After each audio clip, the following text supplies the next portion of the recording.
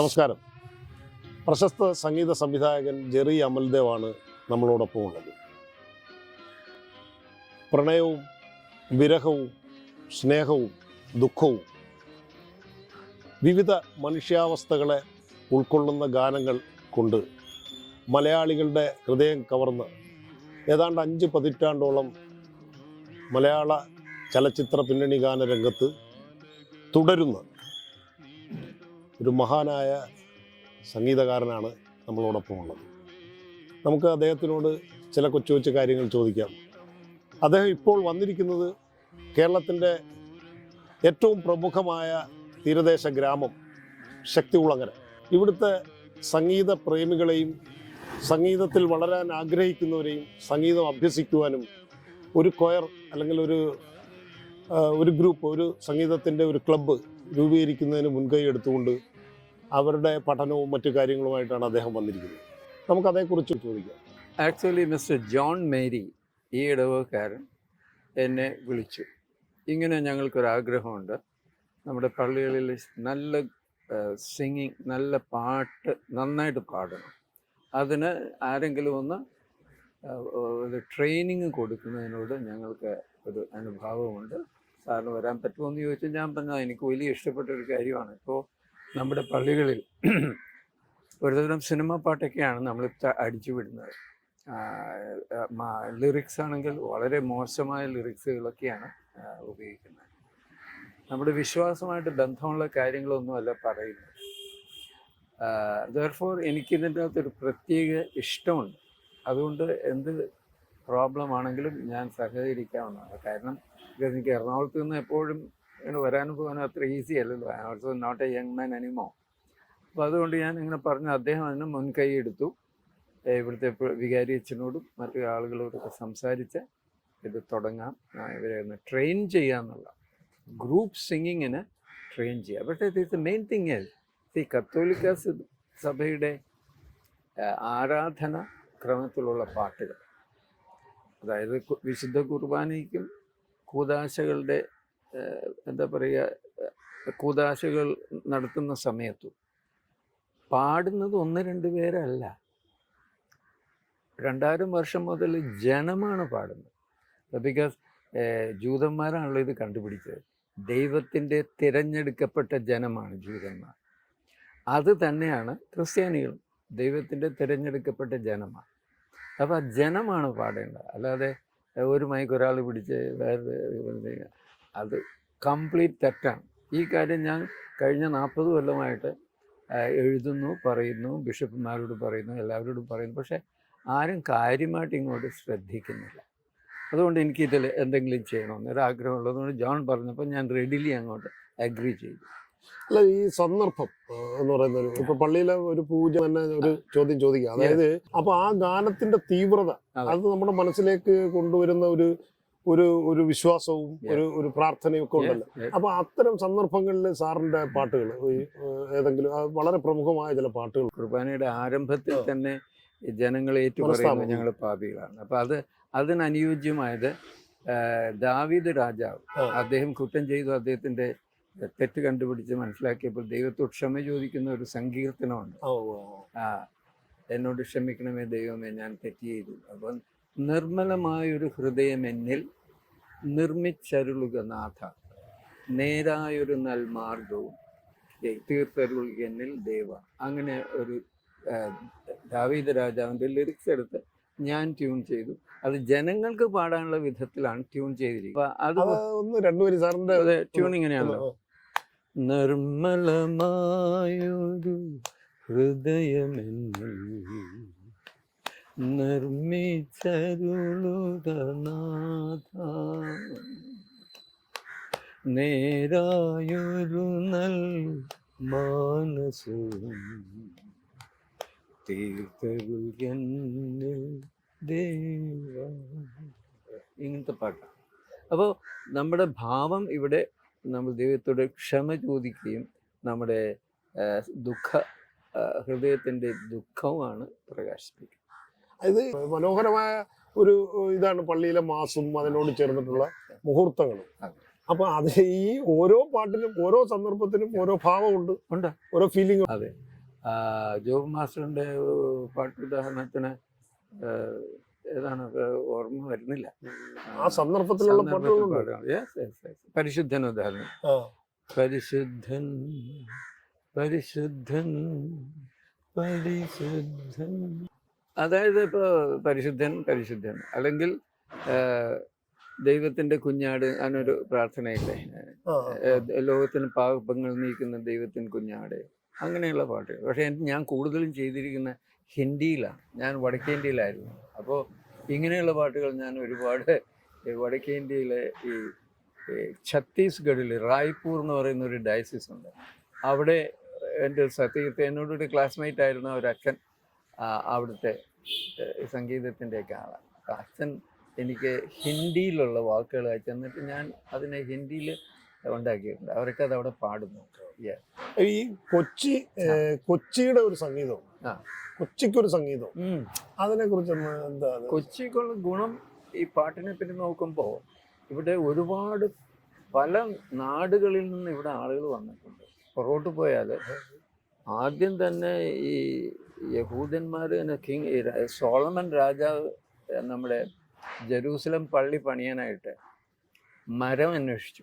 അപ്പം അവിടെയുള്ള ഏറ്റവും നല്ല മരം ദേവദാരു എന്ന് പറയുന്നത് സീഡറാണ്. അത് ലെബനോൺ നാട്ടിലുള്ള സീഡറാണ് അവിടുത്തെ ഏറ്റവും നല്ല മരം. പക്ഷെ അദ്ദേഹം അന്വേഷിച്ച് പിടിച്ചു വന്നപ്പോൾ അതിലും നല്ല മരം ഈ മലബാർ തീരത്തുണ്ടെന്ന് അന്ന് കണ്ടുപിടിച്ചു.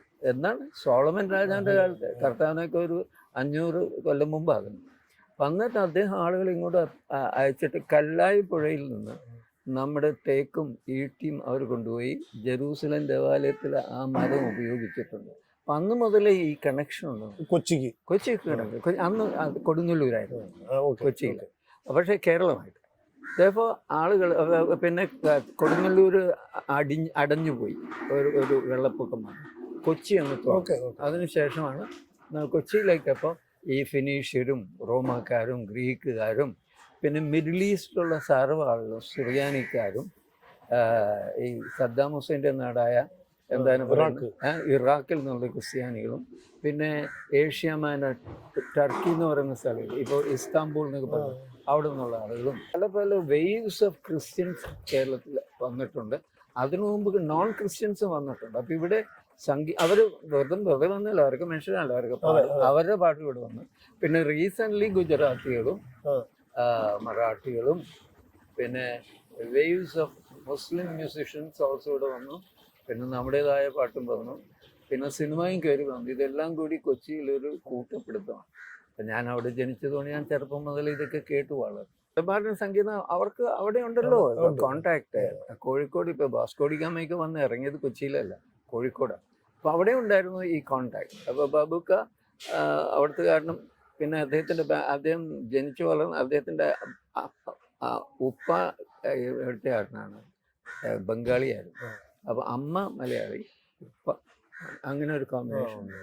ഇതെല്ലാം കൂടി ഒരു വെസ്റ്റേണും ഉണ്ട്. അതിൻ്റെ കൂടി പോർച്ചുഗീസുകാർ വന്നപ്പോൾ അവർ വയലിനും ഗിറ്റാറും ഈ പറയുന്ന പിയാനോയും എല്ലാം അവർ കൊണ്ടുവന്നല്ലോ. പള്ളിയിൽ വായിക്കാൻ ഓർഗനൊക്കെ കൊണ്ടുവന്നു.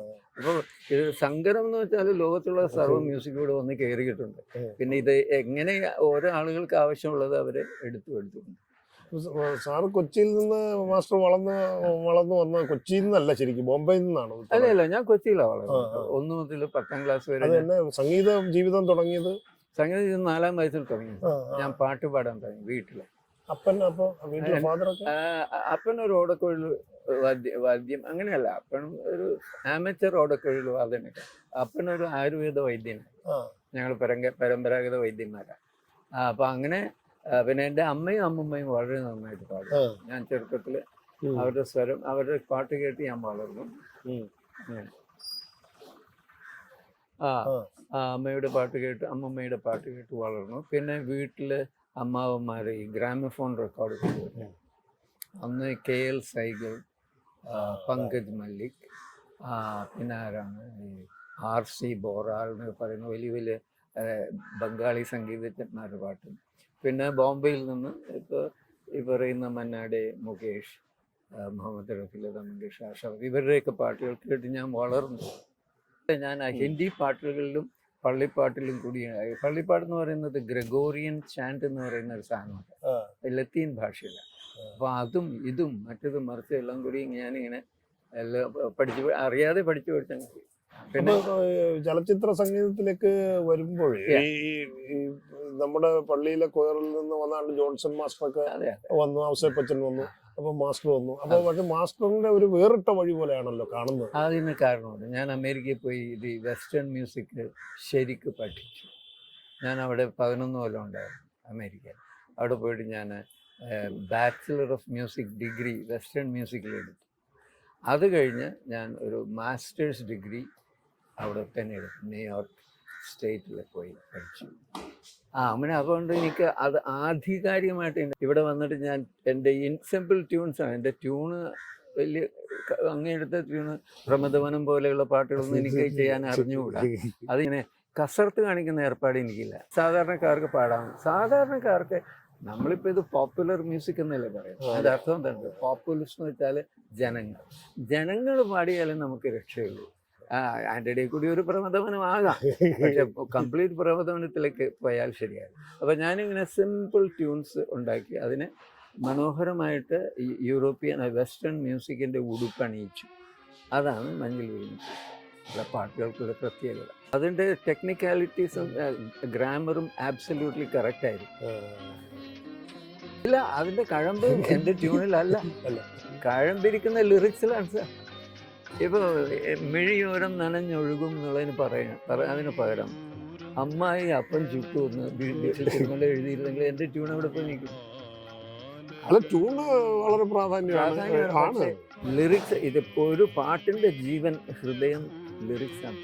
ഇപ്പം ഞാൻ കുക്കുടു കുക്കുടു കുക്കു കുക്കു തക്കിടമ കിടന്ന് പറഞ്ഞാൽ അതിൻ്റെ അകത്തൊന്നുമില്ലേ, ഈ ഒരു താളം ഉണ്ടെന്നല്ലാതെ നമ്മുടെ ഹൃദയത്തെ പിടിച്ചെടുക്കുന്നത് അതിലുള്ള ആശയം. രണ്ടും കൂടി വരുമ്പോൾ ഒരു 1-1-11 എന്നുള്ള നിലവാരത്തിൽ ഉദാഹരണം ഞാൻ ശബരിമലയൊരു പൂങ്കാവനം ശ്രീഭൂതനാഥന്റെ സിംഹാസനം. വിചാരം അത് രവീന്ദ്രൻ മാസ്റ്ററോ വേറെ ആരും ഉണ്ടാക്കിയത്, അത് ദിസ് ഞാൻ ഉണ്ടാക്കിയതാണ്. അതുപോലെ തന്നെ ഇപ്പോൾ ദേവദുദുബി എന്നുള്ള പാട്ട് അതെന്റെയാണെന്ന് പറയുന്ന സാധാരണക്കാർ പറയല്ലേ ഇതെൻ്റെ ഞാൻ ട്യൂൺ ചെയ്തതാണ്. പക്ഷെ അങ്ങനെയും ഉണ്ട്. അല്ല, അങ്ങനെയുണ്ട്. ചില പാട്ടുകൾ ഭയങ്കര ഹിറ്റ് പാട്ടുകൾ വേറുള്ളവരുടെ പുറത്താണ് ആരോപിക്കപ്പെട്ട് വെച്ചിരിക്കുന്നത്. അത് അങ്ങനെ ഒരു ചിന്താഗതി ജനകീയ, അതായത് താങ്കളുടെ ഒരു പ്രത്യേക വഴിയിലൂടെ സഞ്ചരിച്ച് അങ്ങനെ പോയി വാരി വലിച്ച് ചെയ്തിട്ടില്ലല്ലോ. ഈ മുഖ്യധാര സിനിമയിൽ നിൽക്കുമ്പോൾ തന്നെ ഒരു പ്രത്യേക വഴിയിലൂടെ സഞ്ചരിച്ചു പോകുമായിരുന്നു. എല്ലാ പടങ്ങളും ചെയ്യുന്ന അങ്ങനെ അല്ല, അങ്ങനെ നിന്നിട്ടില്ല. അധികം ആളുകൾ വിളിച്ചിട്ടില്ല. ഞാൻ മനഃപൂർവ്വം മാറി നിന്നൊന്നും അല്ല, വിളിച്ചിട്ടില്ല. അതെന്തുകൊണ്ടാണ്? ഓരോ ആളുകൾക്ക് ഓരോ കാഴ്ചപ്പാടില്ലേ. വാസിൽ സാറിന്റെ പിന്നെ പടങ്ങളിൽ വീണ്ടും വീണ്ടും ഒന്നായിട്ട് ഞാനാ ചെയ്തത്. എത്രത്തോളം പടം ചെയ്തു? 6 മഞ്ഞിൽ വിരിഞ്ഞ പൂക്കൾ, മാമാട്ടിക്കുട്ടിയമ്മ, പിന്നെ നോക്കത്തെ ദൂരത്ത് കണ്ണുനട്ട്, എന്നൊന്നും കണ്ണേറ്റിന്റെ, പിന്നെ സ്നേഹതീരം ബാംഗ്ലൂർ പോകുന്നു. സ്നേഹതീരം ബാംഗ്ലൂർ നോർത്ത്, അതെല്ലാം ഹിറ്റ് പാട്ടുകളുമായിരുന്നു. ഈ നമ്മുടെ സൂപ്പർ താരമായ മോഹൻലാൽ, അദ്ദേഹം ഒരു ഗായകൻ കൂടെയാണ്. അപ്പൊ അദ്ദേഹത്തിന് ഇപ്പൊ രവീന്ദ്ര മാസ്റ്റർ പാടിച്ചിട്ടുണ്ട്. അങ്ങനെ പലരും ചിത്രങ്ങളിൽ കൂടുതൽ രവീന്ദ്ര മാസ്റ്ററാണ് പാടിച്ചിട്ടുള്ളത് തോന്നുന്നു. അപ്പൊ ഇങ്ങനെ കൈ പിടിച്ചിട്ട് പാടിക്കുന്നു. മാസ്റ്ററിന്റെ അടുത്ത് പറഞ്ഞ ലാലിന്റെ കൈ ഇങ്ങനെ എന്റെ കൈ പിടിച്ചിട്ടാണ് പാടുന്നത്. ലാലിനൊരു പ്രത്യേക ഒരു നാണം കുണിയാണ്. അപ്പൊ ഈ സാർ ഇപ്പൊ ഈ സമയത്ത് ഒരു പാട്ട്, അതെന്തായിരുന്നു ആ എക്സ്പീരിയൻസ്? അതായത് ഒരു ദിവസം മോഹൻലാൽ എന്നെ വിളിച്ചു. അത് പറഞ്ഞ മാസ്റ്റർജി, ഞാനൊരു ക്രിസ്മസിന് എനിക്കൊരു പാട്ട് പാടണം, അതിന് മ്യൂസിക് ഇട്ട് തരണം, മിസ്റ്റർ പ്രഭാവർമ്മയായിരിക്കും ലിറിക്സ് എഴുതുന്നത്. അപ്പോൾ ഞാൻ പറഞ്ഞു, എങ്ങനത്തെ പാട്ട്? ഒരു ഹാപ്പി സോങ് ആണ് ഉദ്ദേശിക്കുന്നത്. പിന്നെ ഒരു കണക്ഷനുള്ളത്, മഞ്ഞിൽ വിരിഞ്ഞ പൂക്കൾ 1980 ക്രിസ്മസ് ഡേക്കാണ് ഇറങ്ങിയത്. അപ്പോൾ ഈ കൊല്ലം 2024 ക്രിസ്മസിന് ഞാൻ പാടാൻ ഉദ്ദേശിക്കുന്ന പാട്ടാണ്. അപ്പോൾ അതിനെ രണ്ടിനെയും കൂടി ഒന്ന് കണക്ട് ചെയ്ത് കിട്ടിയാൽ കൊള്ളാമെന്നും കൂടി ഒരു ഹിന്റ് തന്നു. അപ്പം ഞാൻ ആ ചുവട് പിടിച്ച് ആണ് ഈ പാട്ടുണ്ടാക്കുന്നത്. വരവായി വരവായി വരവായി വരവായി പുൽക്കൂടിൻ മടിയിലായി ശിശുവായ നരികിലായി.